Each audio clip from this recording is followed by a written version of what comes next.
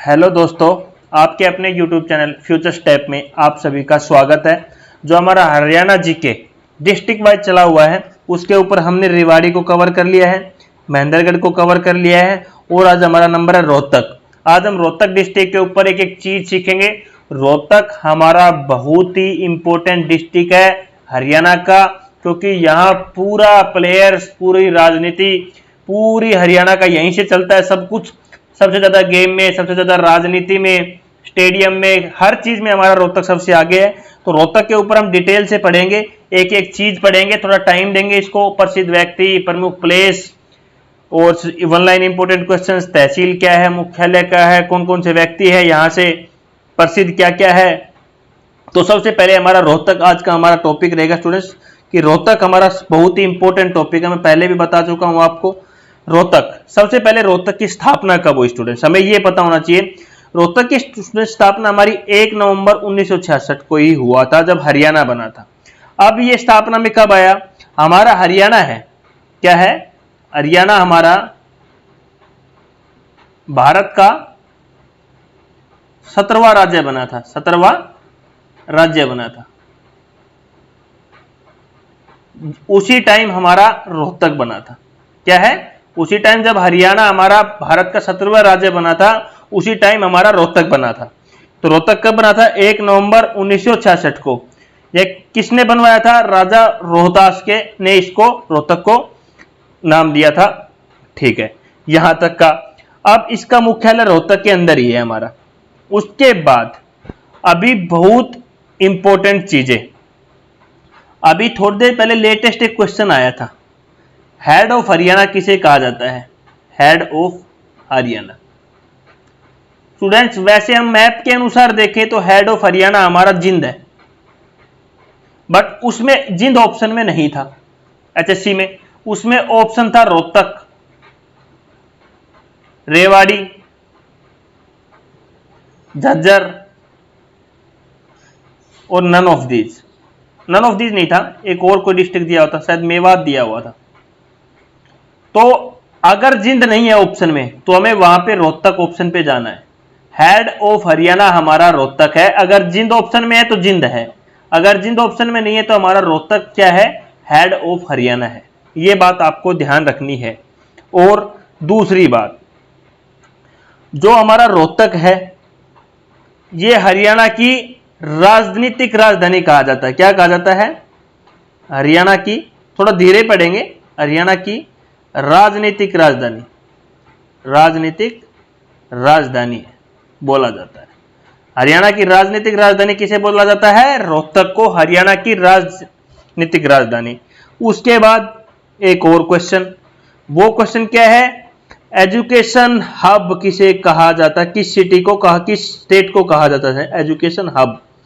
Education hub आ जाए तो रोहतक को कहा जाता है। अगर एजुकेशन सिटी आ जाए, क्या आ जाए, एजुकेशन सिटी, तो भाई एजुकेशन सिटी हमारी कौन सी है, सोनीपत। ये बात भी याद रखना। हब आ जाए तो रोहतक है, एजुकेशन सिटी आ जाए तो कौन सा है, सोनीपत है। ये थे इसके इंपॉर्टेंट पहले क्वेश्चन। अब देखो हरियाणा में सबसे ज्यादा सीमा, देखो एक क्वेश्चन और आया हुआ था कि हरियाणा में सबसे ज्यादा जिलों की के साथ सीमा किसका जुड़ा हुआ है। क्या क्वेश्चन आया था, सबसे ज्यादा जिलों के साथ सीमा किसका लगा हुआ है। तो सबसे पहले हमारा आता है स्टूडेंट्स जिंद, जिंद का 7 राज्यों के साथ सीमा जुड़ा हुआ है। उसके बाद दूसरे नंबर पे आता है रोहतक, रोहतक का कितने जिलों के साथ लगा हुआ है, 6 जिलों के साथ हमारा सीमा लगा हुआ है। यह बात बहुत इंपॉर्टेंट है। सबसे ज्यादा सीमा एक दूसरे जिलों के साथ कनेक्ट है, जिंद की सबसे ज्यादा जिलों के साथ कनेक्ट है। उसके बाद दूसरे नंबर पे रोहतक का है, आप मैप में जाके वहां से देख सकते हो। ये थे बिल्कुल ऊपर के क्वेश्चन। अभी मुख्यालय हो गया, उपमंडल है रोहतक, उपमंडल है सापला और महम, ये इसके उपमंडल है रोहतक के। अब आ जाती है तहसील। तहसील भी हमारा हर स्टेट का इंपॉर्टेंट रहता है। रोहतक खुद एक तहसील है, क्या है, रोहतक खुद एक तहसील है। सबसे पहला बात, सापला, घड़ी सापला भी हमारा एक तहसील है। अभी घड़ी सापला का नाम चेंज कर दिया गया है वर्तमान में, अभी फिलहाल टाइम चेंज है, इसका क्या नाम कर दिया गया है सर, छोटू राम नगर, सर छोटू राम नगर। अब सर छोटू राम के बारे में सभी ने सुना है, इसका थोड़ी देर में मैं आपको पढ़ाऊंगा। अभी सांपला का नाम क्या कर दिया है, सर छोटू राम। मैंने सांपला इसीलिए लगा कि मैं आपको ये ध्यान दिला दूं बार, सर छोटू राम नगर सांपला का नाम कर दिया गया है, ठीक है। और कलानौर भी तहसील है। एक महम है, एक क्वेश्चन में पूछा गया था महम का पुराना नाम। पुराना नाम स्टूडेंट्स हमारा महम का था महेश। महेश क्या है, इसका महम का पुराना नाम क्या है, महेश, ठीक है। ये तहसील से एक बहुत ही इंपॉर्टेंट क्वेश्चन कि सांपला हमारा का नाम बदल के सर छोटूराम नगर कर दिया गया है, महम का पुराना नाम पूछा था महेश से है। इस डिस्प्ले पे इतना ही, बाकी तहसील खंड आप देख सकते हो।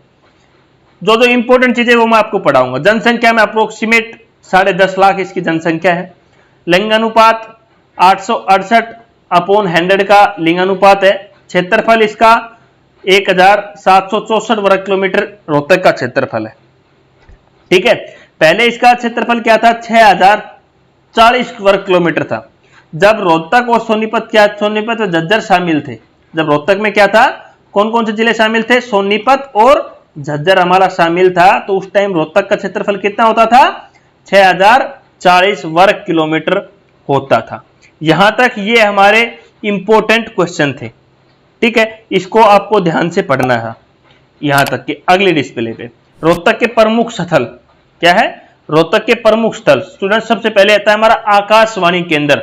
यहां से बहुत क्वेश्चन निकलते हैं हमारा, आपको बहुत अच्छी तरह पढ़ना है इसको। आकाशवाणी केंद्र, ये हरियाणा का पहला आकाशवाणी केंद्र है रोहतक के अंदर हमारा। इसकी स्थापना 8 मई 1976 को हुई थी, ठीक है। अभी तो एक और भी हो गया हमारा, हिसार में 1999 में हुआ, कुरुक्षेत्र में 1991 में भी हमारा आकाशवाणी केंद्र शामिल हो चुका है, ठीक है। हरियाणा का पहला आकाशवाणी केंद्र कहां पे था हमारा, रोहतक में। दूसरा कहां पे है, हिसार में। तीसरा कहां है, कुरुक्षेत्र में। इसकी रेंज कितनी थी, 47,200 वर्ग किलोमीटर, ठीक है। आज भी इस पर संस्कृति और विकास के कार्यक्रम प्रसारित किए जाते हैं, ठीक है। ये इधर से क्वेश्चन अराइज हो सकते हैं आपके। नेक्स्ट डिस्प्ले के ऊपर चलते हैं। जिला स्तरीय युद्ध स्मारक स्टूडेंट्स, ये रोहतक में ही बहुत अच्छी चीज लगी मेरे को। जिला स्तरीय, राज्य स्तरीय, देखो अब क्या है, जिला स्तरीय युद्ध स्मारक, नाम से ही पता चल जाता है भाई कहां पे है, मानसरोवर रोहतक में है। अब इसकी विशेषता क्या है, देखो पढ़ो। इस पर पूरे जिले के शहीदों के नाम संगमरमर की शिलाओं की खुदाई करके लिखाया गया है। ये बहुत ही अच्छी चीज है। ये हमारा किसने करवाया, भूपेंद्र सिंह हुड्डा ने। भूपेंद्र सिंह हुड्डा बहुत ही अच्छा काम करवाया ये, यहाँ पे मेरे को बहुत ही अच्छा लगा। इस पर पूरे जिले के शहीद हो गए। इस जिले में जितना भी शहीद हुए उनके सभी का नाम संगमरमर की शिलाओं की खुदाई करके लिखवाया गया है। ये सबसे चीजें थी। अब है राज्य स्तरीय युद्ध स्मारक, ये सभी को पता है, ये एमडी यूनिवर्सिटी के पहले गेट के पास है। इसकी स्थापना कब हुई, दिसंबर 2004 में इसकी स्थापना की गई। फ्रेंड्स ये दोनों चीजें बहुत ही अच्छी है। उसके बाद एमडीयू यूनिवर्सिटी जो कि बहुत ही फेमस है, इसका एमडीयू भी आ जाता है कई बार। इसका पूरा नाम क्या है, महर्षि दयानंद विश्वविद्यालय। इसकी स्थापना क्या है, इसकी स्थापना कब हुई थी, 1976 में इसकी क्या हुई थी, स्थापना हुई थी। और यह 700 एकड़ भूमि पर बना हुआ है, ठीक है। अब आपके लिए एक क्वेश्चन छोड़ रहा हूं, वर्तमान चांसलर कौन है, ये आप सभी को मेरे कमेंट में बताना। इसका आंसर किस में बताओगे आप मेरे को, कमेंट में इसका आंसर बताना है आप सभी को, ठीक है। क्योंकि थोड़ी चीजें आप भी सीखो, ठीक है। वर्तमान चांसलर कौन है ये आपको कमेंट में बताना है, ठीक है। उसके बाद पंडित भगवत दयालाल मेडिकल विश्वविद्यालय, ये बहुत ही अच्छा एक हॉस्पिटल है हमारा। यहाँ पे इस हॉस्पिटल भी है, इसी में मेडिकल कॉलेज भी है।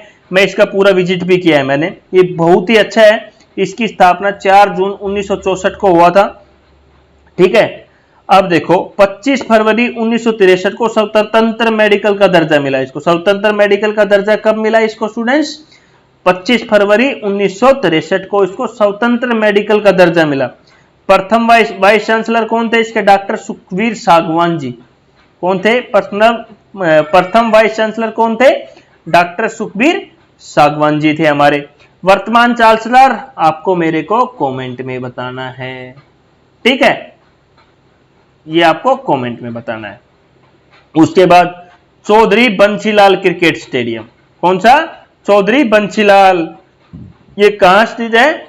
लाहली रोहतक में स्थित है। यहां पे सचिन तेंदुलकर, सभी ने नाम सुना है, क्रिकेटर है हमारे, अपना अंतिम रणजी मैच इसी स्टेडियम पर खेला था। ठीक है, एक अच्छा इंपॉर्टेंट क्वेश्चन बन रहा है। सचिन तेंदुलकर ने अपना अंतिम रणजी मैच इसी स्टेडियम पर खेला था। उसके बाद अभी रोहतक के कुछ प्रसिद्ध व्यक्ति, ये प्रसिद्ध प्रदेश से हमारे कुछ प्रसिद्ध जगह हैं, अब प्रसिद्ध व्यक्ति, इनके बारे में हम धीरे धीरे पढ़ेंगे। बहुत प्रसिद्ध व्यक्ति है यहाँ पे हमारे। सबसे पहले रणवीर सिंह हुड्डा। क्या है? रणवीर सिंह हुड्डा। भाई ये रणवीर सिंह हुड्डा जो हमारे भूपेंद्र हुड्डा हैं उसके पापा जी हैं, पिताजी हैं। इनका जन्म कब हुआ था? 24 नवंबर 1914 को हुआ था, सांगी गांव में हुआ था। ठीक है स्टूडेंट्स, 1 जनवरी 2009 को इनकी 94 वर्ष की आयु में इनका निधन हो गया था। पिता का नाम मामकोर था। क्या था पिता का नाम? मामकोर। इनको पहली बार सत्याग्रह आंदोलन में भाग लेने के कारण सन 1914 में गिरफ्तार कर लिया गया था। देखो आराम से पढ़ना, लाइन का मतलब समझना। पहले इन्होंने सबसे पहले कौन से आंदोलन भाग लिया? सत्याग्रह आंदोलन में। कब गिरफ्तार किया गया? 1914 में इनको गिरफ्तार कर लिया गया भाग लेने के कारण। 3 साल तक विधानसभा सदस्य नियुक्त रहे। कितने साल तक? 3 साल तक किसके सदस्य नियुक्त रहे? विधानसभा के। ठीक है, अब देखो 1962 और 66 में ऊर्जा व सिंचाई मंत्री रहे ये। 66 एंड 67 में पीडब्ल्यूडी एंड स्वास्थ्य मंत्री भी रहे। और इन्होंने एक हिंदी की हरियाणा पत्रिका का संपादन भी किया। ये इनकी इंपॉर्टेंट चीजें थी। नेक्स्ट देखो भूपेंद्र सिंह हुड्डा, मैंने बताया ये इनके क्या है? पिताजी थे। इनका भूपेंद्र सिंह हुड्डा का जन्म कितना हुआ? 15 दिसंबर 1947 को इनका जन्म सांगी में हुआ था। सांगी गांव है हमारा, यहां भी मैं गया हुआ हूं। ये क्या है? हरियाणा के पूर्व मुख्यमंत्री और पूर्व सांसद भी थे भाई। ठीक है, इन्होंने 4 बार लोकसभा संसदीय क्षेत्र रोहतक का सांसद भी बने, 4 बार लगातार। ठीक है, 5 मार्च 2005 को पहली बार मुख्यमंत्री बने। हरियाणा के क्या बने? पहली बार मुख्यमंत्री बने 5 मार्च 2005 में। और वह 28 अक्टूबर 2009 को लगातार दूसरी बार हरियाणा के मुख्यमंत्री बने। और यह 4 बार, ये देखो 4 बार लोकसभा संसदीय क्षेत्र रोहतक के सांसद रहे हैं ये। और 2 बार हरियाणा के मुख्यमंत्री रह चुके, एक बार 2005 से, फिर 2009 में दोबारा मुख्यमंत्री बने। वर्तमान हमारे कौन है? खट्टर जी हैं हरियाणा के मुख्यमंत्री। अब है ममता खरक। क्या है स्टूडेंट्स? ममता खरक। इसके बारे में थोड़ा हम पढ़ते हैं।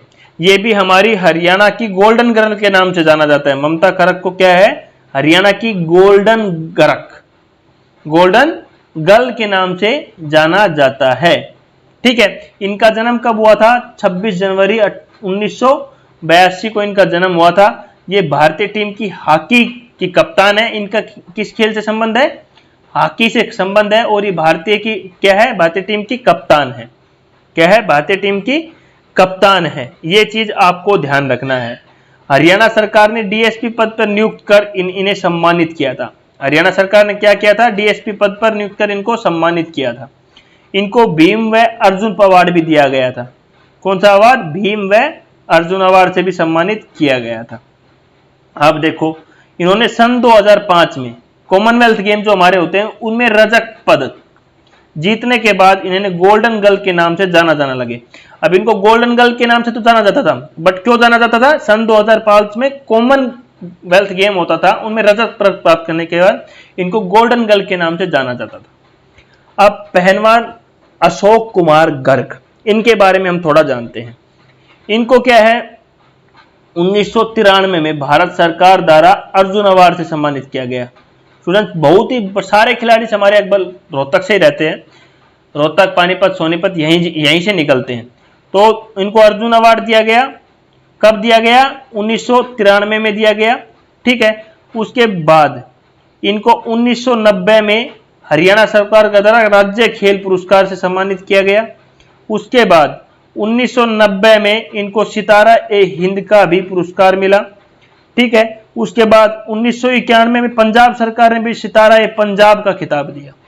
तो इसको 4 खिताब मिले हुए हैं। इसका नाम बहुत अच्छी तरह आप याद कर लेना। पहलवान है ये हमारे, क्या है? नाम से ही पता लग रहा है क्या है? पहलवान अशोक कुमार गर्ग। उसके बाद स्वामी इंद्रदेव। ठीक है, ये ज्यादा कुछ इंपॉर्टेंट नहीं, थोड़ा सा बता देता हूं। इनका जन्म 13 मार्च 1937 को हुआ था। कहां हुआ था? सुजाना गांव में हुआ था। इनको क्या है, सामाजिक कृत्यों के विरुद्ध लोगों को जागरूक करने में इनका उल्लेखनीय योगदान रहा है। बस इनका इतना ही है। इसके बाद है नसीब सिंह कुंडू। इनका जन्म टिटोली रोहतक में हुआ था। इनका क्या है, चंद्रावल फिल्म में काम किया था इनने। इसने कितने किया था? चंद्रावल फिल्म में रूडा की भूमिका निभाई थी। ये थोड़ा इंपॉर्टेंट है। किसमें? चंद्रावल फिल्म में रूडा की भूमिका इन्होंने निभाई थी। उसके बाद जेपी कौशिक। ये क्या है? एक संगीतकार है हमारे। क्या है ये? एक संगीतकार है। ठीक है। इनका जन्म रोहतक शहर के डेरी मोहल्ला में हुआ था। क्या ये शहर से बिलोंग करते थे? कौन से मोहल्ले में हुआ था? डेरी मोहल्ला में। इन्होंने किस फिल्म में काम किया? सात हिंदुस्तान। कौन सी फिल्म में काम किया? सात हिंदुस्तान में एक संगीतकार के रूप में काम किया। ये सात हिंदुस्तानी हमारी अमिताभ बच्चन की फिल्म है। ठीक है। इन्होंने एक हरियाणवी फिल्मों में, काफी फिल्मों में काम किया। मैं 2-3 के एग्जाम्पल दे देता हूं। बहू रानी, मुंबई रात की बाहों में, और भी काफी थी। उन्होंने इन हरियाणवी फिल्मों में भी काम किया। तो ये क्या है? एक संगीतकार थे। उन्होंने बॉलीवुड में भी काम किया, हरियाणवी फिल्मों में भी एज ए संगीतकार काम किया है। उन्होंने, इनकी पहली फिल्म थी बॉलीवुड सात हिंदुस्तानी, अमिताभ बच्चन की फिल्म थी। इसमें संगीतकार का काम किया था इसने। ठीक है। नसीब सिंह कुंडू का मैं पीछे पढ़ा चुका, ये मैंने दोबारा रिपीट कर दिया यहाँ पे। उसके बाद है साक्षी मलिक। कौन है? साक्षी मलिक। स्टूडेंट्स, यहां से थोड़ा इंपॉर्टेंट क्वेश्चंस, काफी क्वेश्चंस निकलता है, तो इसको थोड़ा सा हम ध्यान से पढ़ेंगे स्टूडेंट्स। क्या है? थोड़ा सा ध्यान से पढ़ेंगे। साक्षी मलिक, इनका जन्म हुआ था स्टूडेंट्स 3 सितंबर 1992 को। कब जन्म हुआ था? 3 सितंबर 1992 को। इनका पिताजी का नाम था सुखवीर, माता का नाम था सुदेश मलिक, कोच का नाम था ईश्वर दहिया। क्या था? ईश्वर दहिया। और अभी देखो, यह हरियाणा की पहली रेसलर थी। क्या थी? हरियाणा की पहली रेसलर थी। यह बात आपको ध्यान रखनी है। इनको देखो, 2017 में इनको अर्जुन अवार्ड दिया गया। और इन्होंने क्या किया? 2016 में रियो ओलंपिक हुए थे हमारे। क्या है? रियो ओलंपिक, उसमें कांस्य पदक जीता। और ये किसमें दिखा? किसमें जीता? 58 केजी कुश्ती में। क्या? 58 केजी कुश्ती में इन्होंने एक कांस्य पदक जीता था। 2018 में इन्होंने कॉमनवेल्थ गेम में कांस्य पदक भी जीता। ठीक है। अब देखो, 2-3 पॉइंट है मेरी तरफ से इसके इंपॉर्टेंट। देखो, इनको क्या है? बेटी बचाओ और बेटी पढ़ाओ, बेटी बचाओ और बेटी पढ़ाओ, ये सभी को पता है। और एमडीयू रोहतक का ब्रांड एम्बेसडर बना दिया गया था। ब्रांड एम्बेसडर बना दिया गया था हरियाणा सरकार ने। ठीक है। ये एक इंपॉर्टेंट पॉइंट था मेरी तरफ से। और इनकी शादी, क्या है? इनकी शादी हुई थी सत्यवत पहलवान से। सत्यवत काद्यान, एक मिनट, काद्यान, ये क्या था? एक पहलवान था। इनसे इनकी शादी हो गई थी। ठीक है। ये था। और सबसे इंपॉर्टेंट बात, इन दोनों पति पत्नी को भीम पुरस्कार से नवाजा गया था। यह हरियाणा में पहली बार हुआ जब दोनों को एक साथ, पति और पत्नी को दोनों को भीम पुरस्कार से नवाजा गया था। यह हरियाणा में इतिहास में पहली बार हुआ जब किसी पति पत्नी को एक साथ भीम पुरस्कार से नवाजा गया। तो इनके पति और पत्नी साक्षी मलिक और इनके पति सत्यवत काद्यान जी को, दोनों को एक साथ भीम पुरस्कार से नवाजा गया था हमारा। तो यह था हमारा साक्षी मलिक का कुछ इंपॉर्टेंट टॉपिक। ठीक है। आगे देखो, पंडित नेकीराम शर्मा। भाई स्टूडेंट, पंडित नेकीराम शर्मा का जन्म हुआ था 8 सितंबर 1887 को कलंगा गांव में हुआ था। ठीक है। उसके बाद यह होम रूल लीग की, इन्होंने क्या किया? हरियाणा में होम रूल लीग में हरियाणा के प्रमुख नेता थे। क्या थे? होम रूल लीग में हरियाणा के प्रमुख नेता थे। ठीक है। और देखो, ये कब थे? 1916 में। कब थे? सन 1916 में। ठीक है। और इनकी मृत्यु कब हुई थी? ये भी एक इंपॉर्टेंट क्वेश्चन। तो इनकी मृत्यु हुई थी 8 जून 1956 को इनकी मृत्यु हो गई थी। और इन्हें एक अंग्रेज ने इनसे कुछ क्वेश्चन किया था कि आपको क्या चाहिए? तो इन्होंने कहा था कि मुझे संपूर्ण, इनको आपको कौन सी भूमि चाहिए? एक अंग्रेज ने बोला था, उसका नाम तो मेरे को याद नहीं है। तो इसने कहा था मुझे संपूर्ण भारत भूमि चाहिए, संपूर्ण भारत की भूमि चाहिए। तो ये शब्द किसके थे? ये क्वेश्चन में आ सकता है। मुझे संपूर्ण भारत की भूमि चाहिए। ये शब्द हमारा पंडित नेकीराम शर्मा ने कहा था, किसी अंग्रेज से उनका होट टॉक हुआ था और उन्होंने बोला था कि आपको कौन सी भूमि चाहिए, तो उन्होंने कहा था मुझे संपूर्ण भारत की भूमि चाहिए। ये शब्द हमारे पंडित नेकीराम शर्मा जी के हैं। ठीक है, उसके बाद है अमित मलिक, इनका संबंध कुश्ती से स्टूडेंट्स। इनको कॉमनवेल्थ गोल्ड कोस्ट में 125 केजी में गोल्ड मेडल हासिल किया था। ठीक है, कौन सा गोल्ड मेडल इन्होंने हासिल किया था, किसमें, कुश्ती में 125 केजी में इन्होंने कॉमनवेल्थ गेम में। स्टूडेंट्स ये एक इंपॉर्टेंट क्वेश्चन था, अच्छा मेरी तरफ से। ठीक है, अभी आगे चलते हैं।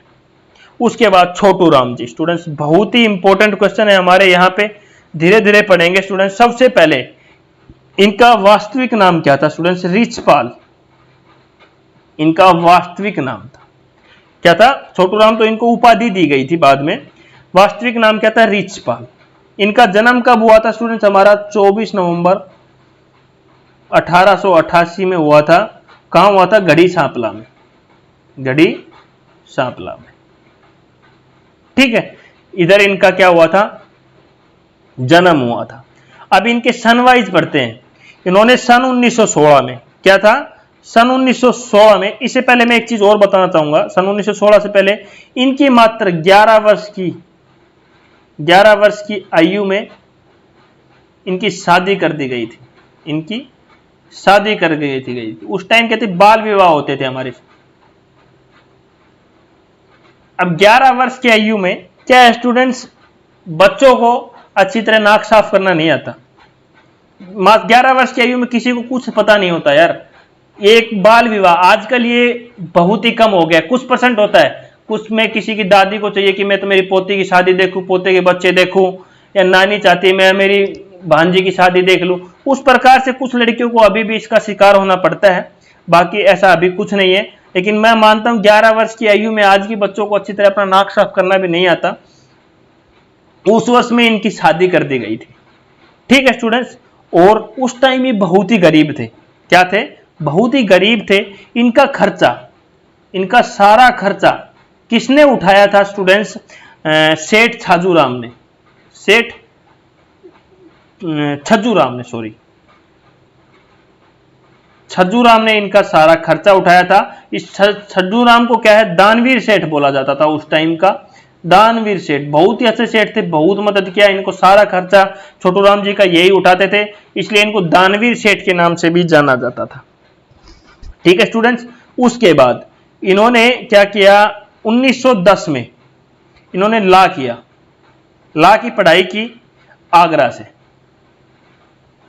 ठीक है स्टूडेंट्स, उसके बाद में इन्होंने 1905 में भी किया था, क्या किया था, 1905 में इन्होंने ग्रेजुएशन किया था। क्या किया था, ग्रेजुएशन किया था। किससे किया था, संस्कृत सब्जेक्ट से किया था ग्रेजुएशन।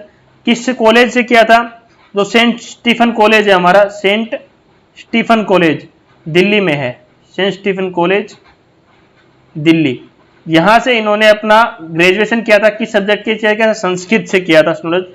ठीक है, इनकी पत्नी का क्या नाम था, इनकी पत्नी का नाम था ज्ञानो देवी, ज्ञानो देवी इनकी पत्नी का नाम था। और इनकी मां का नाम था सीरिया देवी, सॉरी सीरिया देवी इनका मां का नाम था। तो ये थे इनके इंपॉर्टेंट क्वेश्चंस, जो मैंने यहां पे डिस्प्ले पे नहीं लिख रखा, बट ये क्वेश्चन बहुत बार पूछे गए थे। अभी देखो, सन 1916 में क्या था, सन 1916 में इन्होंने एक पत्रिका, साप्ताहिक पत्रिका निकाली। कौन सी पत्रिका निकाली, साप्ताहिक पत्रिका, साप्ताहिक समाचार पत्र निकाला। उसका नाम क्या था, उसका नाम था स्टूडेंट्स हमारा जाट उई, उस पत्रिका का नाम था। ठीक है स्टूडेंट्स, उसके बाद इन्होंने सन 1923 में फैजल हुसैन के साथ, फैजल हुसैन के साथ मिलकर, फैजल हुसैन के साथ मिलकर एक पार्टी बनाई। कौन सी पार्टी बनाई, यूनियनिस्ट पार्टी बनाई थी। कौन सी बनाई थी, यूनियनिस्ट पार्टी बनाई है। ठीक है, इन्होंने ये पार्टी बनाई थी। उसके बाद स्टूडेंट्स इन्होंने 1924 में जमींदारी लीग की स्थापना की थी। जमींदारी लीग की स्थापना। देखो इसके इनका एक किस्सा भी बताऊंगा अभी मैं आपको थोड़ी देर में। उसके बाद इन्होंने को 1937 में सर की उपाधि मिली थी, मैंने बताया ना, सर की उपाधि मिली थी इनको। ठीक है, 1938 में इन्होंने किसानों के लिए अनाज की बिक्री हुई थी, मार्केटिंग बोर्ड का गठन किया था। अनाज होता है जो हमारी, उसकी बिक्री के लिए मार्केटिंग बोर्ड गठन किया था, बोर्ड गठन किया था किसानों के लिए। किसके लिए? किसानों के लिए। ठीक है, और इनकी मृत्यु कब हुई थी? 9 जनवरी 1945 को लाहौर में इनकी मृत्यु हो गई थी। कहां मृत्यु हुई थी? लाहौर में इनकी मृत्यु हो गई थी स्टूडेंट्स। ठीक है, अब देखो इनके 2-3 किस्से बताता हूं मैं। पहले क्या थे कि जो हमारे छोटू राम जी थे, इन्होंने पार्टी बनाई थी, यूनिस्ट पार्टी बनाई थी। पहले क्या थे कि ये कांग्रेस के नेता हुआ करते थे।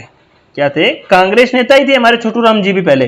बट क्या था, जब महात्मा गांधी जी ने असहयोग आंदोलन चलाया था हमारा, तो इन्होंने कहा था महात्मा गांधी को कि आप असहयोग आंदोलन मत चलाइए। बट महात्मा गांधी ने नहीं माना, वो भी जिद्दी आदमी था यार। महात्मा गांधी ने नहीं माना, बोल नहीं असहयोग आंदोलन में चलाऊंगा। तो इसने सेम टाइम कांग्रेस पार्टी को छोड़कर अपनी दूसरी पार्टी को स्थापित किया था। अब एक हिस्सा और भी बताते हैं छोटू राम जी का, कि हमारा जमीन का कुछ पंगा था वहां पे। तो सब गांव वाले होके आगे जमीन, ये हमारा यहाँ ये बनाएंगे वो बनाएंगे, लेकिन नहीं दे रहा था। वो राजा था एक, वो राजा उस जमीन को नहीं दे रहा था। तो सर छोटू राम जी जाने लगे वहां से। तो ये सोचा राजा के पास चलता हूँ, जमीन के लिए ही गया था ये एक्चुअली उसके पास। बट राजा ने जाते बोला कि आप छोटू राम जी अगर आप जमीन के लिए आए हो तो हम आपको जमीन नहीं देंगे। तो छोटू राम जी ने बोला कि मैं जमीन के लिए नहीं आया हूँ, मैं तो इधर से जा रहा था, तो सोचा कि राजा के पास थोड़ा मिल के चलता हूँ। उस टाइम सर छोटू राम का बहुत ही नाम होता था। तो ये सोचा कि मिल के चलता, मैं तो आपसे मिलने के लिए आया था, लेकिन आपने जमीन का जिक्र कर ही दिया तो मैं आपको बताऊं कि जमीन को अगर आप इनको दे दोगे तो सारी जिंदगी ये नाम रहेगा कि भाई फलाने आदमी ने ये जमीन हमें दी थी। तो आपका क्या होगा? बहुत ही नाम होगा, और सारी जिंदगी ये नाम रहेगा कि इस फलाने राजा ने ये जमीन दी, और ये पूरी जिंदगी इसमें आपका ही नाम चलता रहेगा। तो राजा बहुत ही प्रभावित हुआ था छोटू राम जी से, और उन्होंने सेम टाइम छोटू राम जी को बोला कि जल्दी से आप वकील को बुलाइए, मैं रजिस्ट्री सारा अभी ये जमीन उनको दे देता हूं। और ये देखो इसी प्रकार बिना किसी बात के देखो जमीन भी लेके आ गया था, और राजा को पता भी नहीं चलने दिया था। तो ये बोला जाता है। उसके बाद होता है हमारा रणदीप हुड्डा। सभी को पता है, कलाकार है हमारा, प्रसिद्ध फिल्म अभिनेता है। क्या है? फिल्म अभिनेता है ये हमारे, ये सभी को पता है। ठीक है स्टूडेंट्स, देखो इतना ही था इनका, ज्यादा कुछ नहीं है इनका। ये जसिया गांव से है, रोहतक में। ठीक है, इनकी पहली फिल्म थी हमारी मानसून वेडिंग।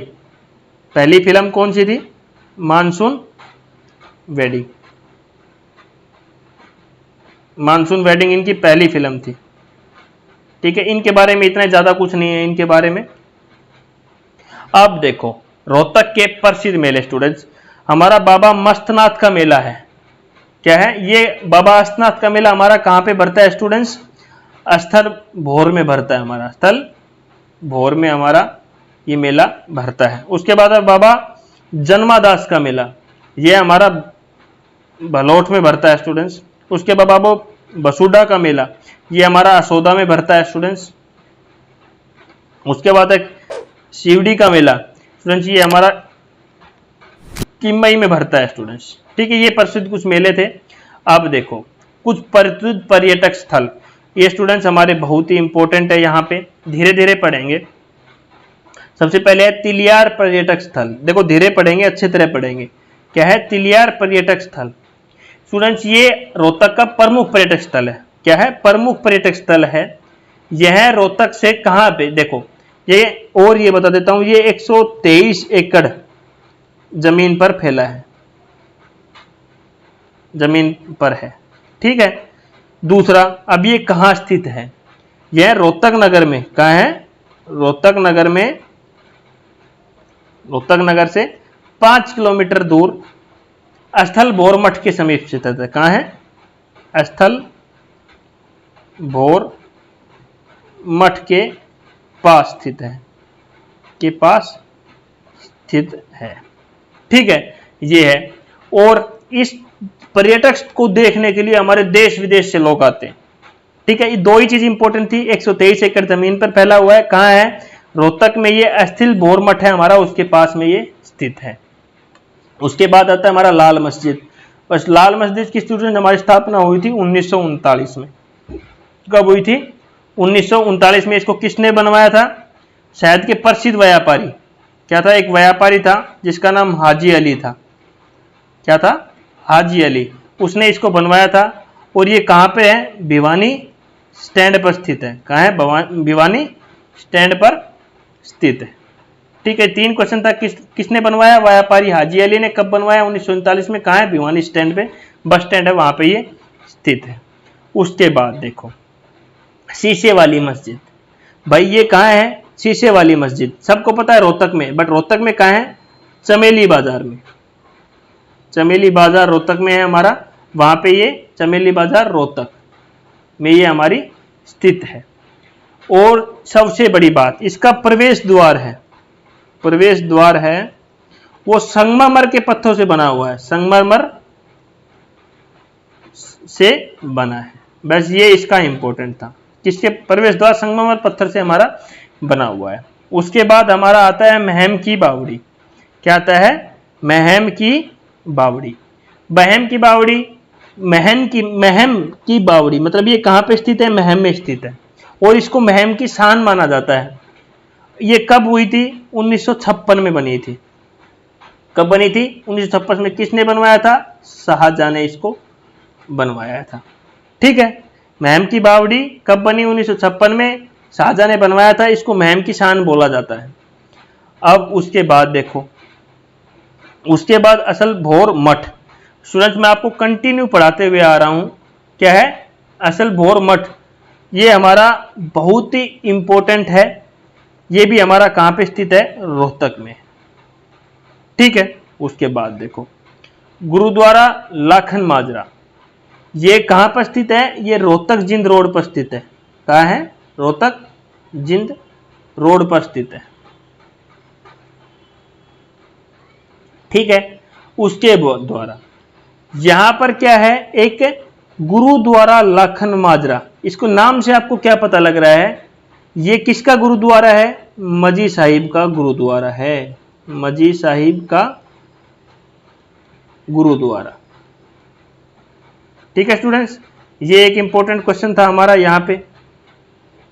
ठीक है, और ये एक चीज और बोला जाता है कि हमारे तेग बहादुर जब दिल्ली शहीदी देने जा रहे थे, जब हमारे तेग बहादुर जी वो दिल्ली में शहीदी देने जा रहे थे, तो वहां एक रात यहाँ पे इस गुरुद्वारे में वो रुके भी थे। ये बात भी आप ध्यान रखना है। अब उसके बाद है गौकर्ण तालाब। ये भी हमारा रोहतक नगर में स्थित है। क्या है? रोहतक शहर में हमारा ये स्थित है। ठीक है स्टूडेंट्स, ये किसके हैं? ये गौकर्ण महाराज। ये गौकर्ण क्या है? एक महाराजा था हमारे। क्या थे? महाराजा थे। इनके नाम पे इनको बनाया हुआ है। उसके बाद देखो नौरंग पर्यटन स्थल। ये कहाँ है? ये महम में, रोहतक में है। महम रोहतक में स्थित है। सबसे इंपॉर्टेंट ये है। और ये हमारा राष्ट्रीय मार्ग NH-10 पर स्थित है। कौन से? NH-10 पर स्थित है। कौन से राजमार्ग पर स्थित है? NH-10 पर। और यहां नौरंग जो पर्यटक स्थल है स्टूडेंट्स, ये बहुत इंपॉर्टेंट है, बहुत फेमस है। क्या है? यहां पर एक 24 चबूतरा है। 24 चबूतरा क्या है? देखो मैं यहां पे लिख देता हूं। 24 चबूतरा क्या है? यहां पे एक 24 चबूतरा है। यहां पर क्या बोला जाता है कि यहां पर कुछ भी बड़ा फैसला हो या कोई भी समाधान हो किसी चीज का या किसी विशेष चीज का मुद्दा हो, तो इधर 24 गांवों की पंचायत, 24 चबूतरा मतलब 24 गांवों की पंचायतों को लोग बैठकर एक साथ उस चीज के मुद्दा, उस चीज की समस्या का हल निकालते। इसलिए नौरंग पर्यटन स्थल बहुत ही इंपॉर्टेंट हो जाता है हमारा यहाँ पे। ये चीज आपको याद रखनी है। अगेन रिपीट कर रहा हूं, जहां पर 24 पंचायतों के लोग बैठकर किसी चीज का समाधान या किसी विशेष काम पर बातें करते हैं। उसके बाद है काजी की मस्जिद। भाई ये कहां स्थित है? ये रोहतक से 22 किलोमीटर दूर स्थित है। ठीक है, और इसकी मीनारें होती हैं, जो इसकी मीनारें हैं वो 60 फुट की है। मीनारें कितने की है? 60 फुट की है। और इसकी मीनार, इस मस्जिद की एक और खासियत, इसकी जो सीढ़ी होती है हमारी, सीढ़ी जो ऊपर जाने की सीढ़ी, वो क्या है? गोल है। सीढ़ी क्या है? गोल है। किसकी तरह गोल है? कुतुब मीनार की जो हमारी सीढ़ी होती है, कुतुब मीनार की जो सीढ़ी है उनकी तरह क्या है? गोल है। और इसको सफेद पत्थरों से बनाया हुआ है। किससे? सफेद पत्थरों से बनाया है। ये था इसका इंपॉर्टेंट चीज। ठीक है स्टूडेंट्स, ये था इसका इंपॉर्टेंट चीजें जो मैंने आपको सभी बता दी हैं। अब उसके बाद देखो, इसके बाद स्टूडेंट्स कुछ 2-4 चीजें हैं। क्या है? कुछ और भी हमारे 2-4 प्रमुख आदमी रह गए जिनका मैंने आपको नहीं बताया। अब देखो, हमारे मनोहरलाल खट्टर, कुछ प्रसिद्ध व्यक्ति और बच गए। मनोहरलाल खट्टर,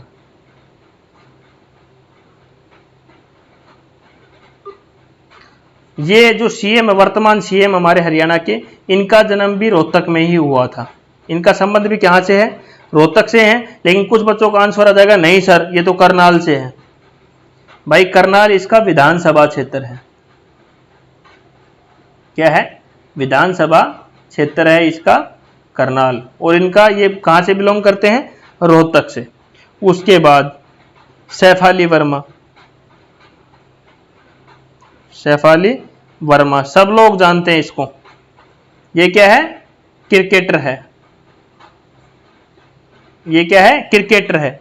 इनको किस लिए जाना जाता है? इन्होंने सबसे कम उम्र में, क्या है? सबसे कम उम्र में, सबसे कम उम्र में 50 रन बनाए थे। और इन्होंने किन का रिकॉर्ड ब्रेक किया था? Record break Sachin Tendulkar. किसका किया था? सचिन तेंदुलकर का इन्होंने ये रिकॉर्ड, इसका ब्रेक किया था। सबसे कम उम्र में सचिन के रन थे पहले, लेकिन उसके बाद हमारा सैफ अली वर्मा जी का सबसे कम उम्र में 50 रन बनाने का रिकॉर्ड हो गया था। ये इनके 2 पॉइंट एक इंपॉर्टेंट थे। और इसके बाद एक हमारे दयाचंद, क्या थे? दयाचंद मैना, ये भी थे। ये इनका भी कहाँ है? हरियाणा से। ये भी हमारा रोहतक हरियाणा से है।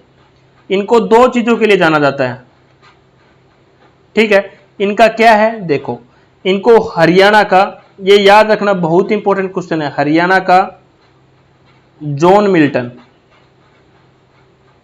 के नाम से जाना जाता था। के नाम से जाना जाता था। ठीक है। दूसरा, इनको आंसू कवि, आंसू कवि के नाम से भी जाना जाता था। आंसू कवि के नाम से भी जाना जाता था, जाना जाता था। ये 2 चीजें आपको बहुत ही याद रखना है। उसके बाद सपना चौधरी, सपना चौधरी भी हमारा कहां से है? रोहतक से है, जो डांसर है।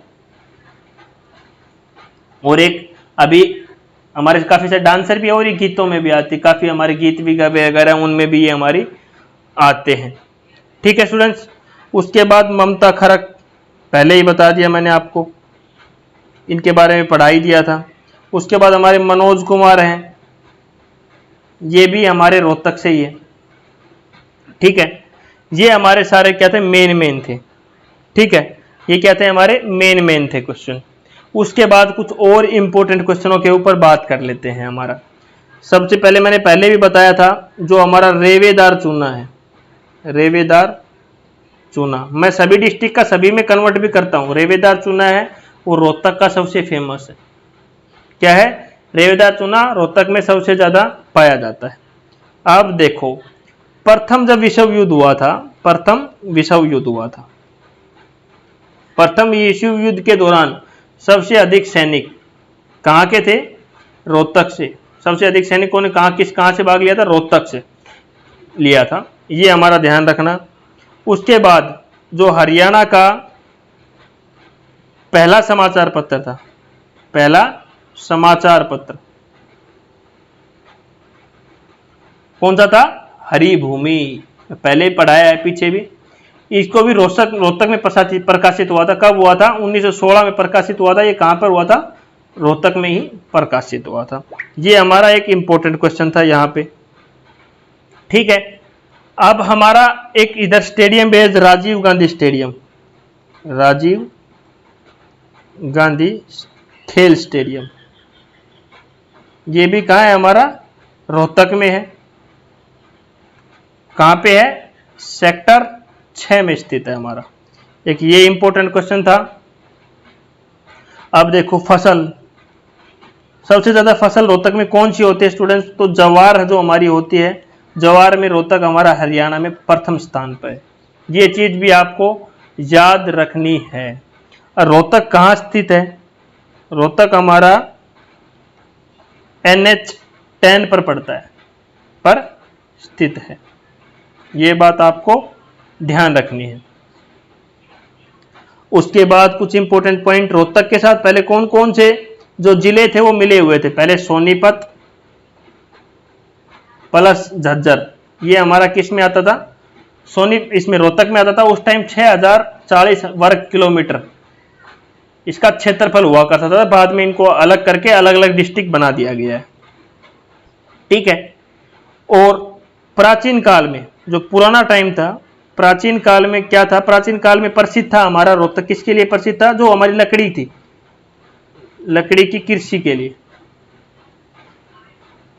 कृषि के लिए प्रसिद्ध था हमारा। ये इंपॉर्टेंट है। और हरियाणा की राजनीतिक राजधानी भी कहा जाता है। ये भी हमारा। अब प्रसिद्ध झील, हरियाणा की प्रसिद्ध झील कौन सी है, तो मैंने थोड़ी देर पहले बताया था, तिलियार झील पर्यटक, ये हमारी क्या है, रोहतक की प्रमुख झील है। अब रोहतक के लोगों ने किस किस आंदोलन में बढ़ चढ़कर भाग लिया, जो हमारा नमक आंदोलन था, नमक सत्याग्रह था, उसमें भारत छोड़ो आंदोलन, इधर बहुत ही ज्यादा गढ़ था हमारा। भारत छोड़ो आंदोलन में भी असहयोग आंदोलन,